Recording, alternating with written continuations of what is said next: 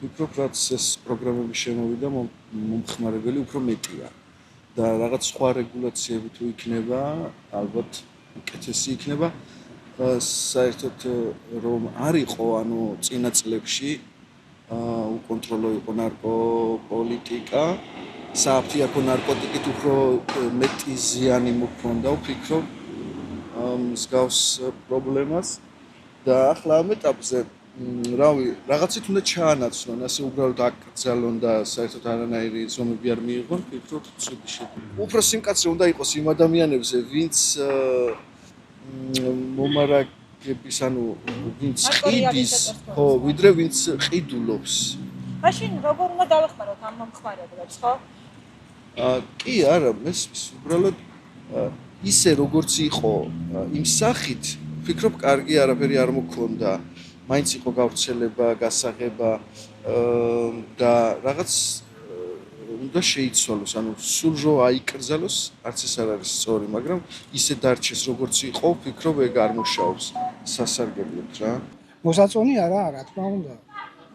ვარყოფითად მოქმედებს ჩვენსა და ამომწევს. ახალგაზრდების გავრცელებული ეგეთი აღარ.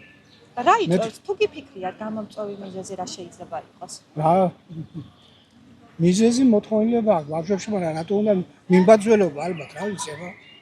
მიმბაძველობა ახალგაზრდებში. ერთმანეთს ბაზავენ. უფროსი თავის წარმომადგენლ რა ვიცი? არ ვიცი, მაგრამ იგი გავილინა და არ ვიცი. ყველამ უნდა შეიგნოს, რომ მავნებელია. აი ეგედა. ადამიანის პიროვნება ჩამოყალიბებული უნდა იყოს ისე, რომ ცუდი და კარგი გაარჩიოს ერთმანეთს. ეგ არის მთავარი. და მიდგომები ლიბერალური უნდა იყოს, თუ აი ფიქრობთ, რომ დასჯა გამოსავალია?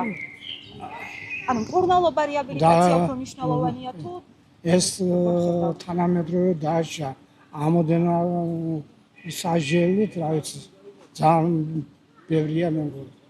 ძალიან დიდი საჟელია. ეგ გამოსავალი არ იქნება, რა ვიცი. ძალიან ცუდად. აი კონკრეტულად რას გულისხმობ?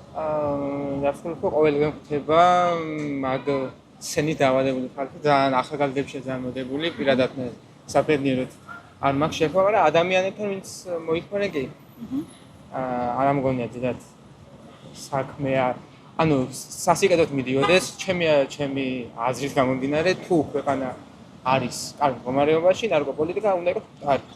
ანუ რამტარი რას გულისხმობ, რომ არ უნდა იყოს დამოკიდებულება ნარკოტიკებთან დაკავშირებით, სამწუხაროდ დღესდღეობით აქედან გამომდინარე, ქვეყნიდან გამომდინარე, ალბათ ხელს უწყობს.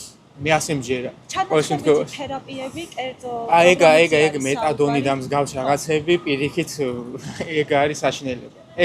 ეგ კლავს პირიქით ადამიანს, ჩემი არის ყოველ შემთხვევაში მე როგორც მაგრამ ნარკოლოგები და პროფესიონალები სხვა რამეს ხო, ამბობენ სხვა რამეს, მაგრამ თქვენ გამოსავალი რა შემდგომარეობს? ქვეყნის უკეთესი წინს, ანუ როგორ არის, იცით?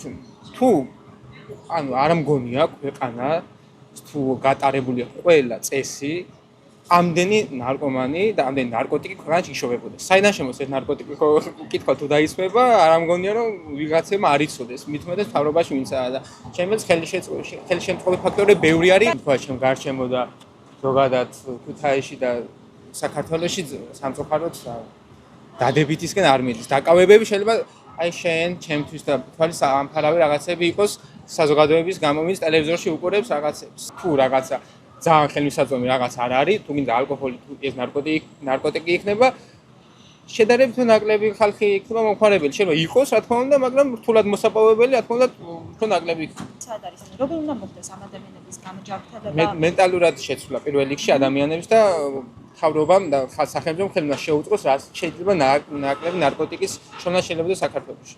ეგაა ჩემი აზრი. კი ვიცი, შესახედავად რას წარმოადგენს ეს არგოვადა. ვინც მაგას ეთრებს, ხო? იგი არანორმალურია, იგი ჯანსაღად ვერ მსჯელობს, საკუთარ ჯანმრთელობას სამცხეში აგდებს და ღუპავს ოჯახსაც. ნარკოტიკების შემომტანის ქვეყანაში უნდა დაისაჯოს მუდმივი პატიმრობით. მაგრამ როგორ უნდა შევამციროთ მათი რაოდენობა, როგორ უნდა დაუბრუნდონ ეს ადამიანები ცხოვრების ყოველდღიურობას?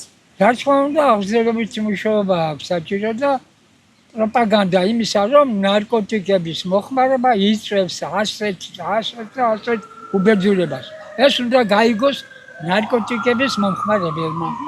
96 წელს გადაბიჯებული კაცი ვარ და მაგალითად ისეთი ნაგავი როგორიცაა სიგარეტი არასოდეს არ ჩამიდრია პირში. ნარი ეგი აბოლე ბავშვი ხომ არ ხარ 5 წლის ასე. თამაშო აი ნაგავი ჩაგიძვია პირში. შევთ ახალგაზრდებს. ახალგაზრდებს ურჩევი შემართებას, სამშობლოს სიყვარულს, რაც მთავარია და ქართველია იყოს ქართველობის ამაყი დამცველი. აუცილებელია გამკაცრდეს კანონი, განსაკუთრებით მათზე, ვინც მას ასაღებს. უპირველესად ისინი არიან, არ ვიცი, ქვეყნის და ერის მოღალატენი და სასტიკი სასჯელი უნდა დაწესდეს მათზე. აქედან დაიწყება მე მგონი პრობლემის მოგვარება. და ის ადამიანები, ვინც ამ დროისთვის მოიხმარენ ნარკოტიკებს და საკმაოდ დიდი და კოლოსალური მათ უნდა დავეხმაროთ. და როგორ უნდა დავეხმაროთ თქვენ?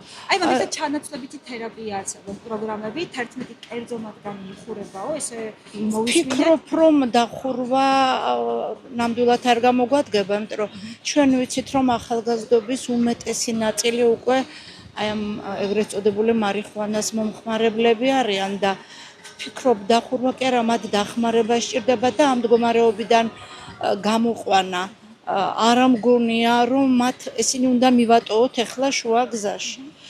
ფიქრობ, რომ უნდა გამკაცრდეს კანონი არა მომხმარებლებზე, არამედ გამსაღებლებზე და მომხმარებლებს კი უნდა უშუალოდ და უპატრონოთ. ისინი ჩვენი შვილები არიან.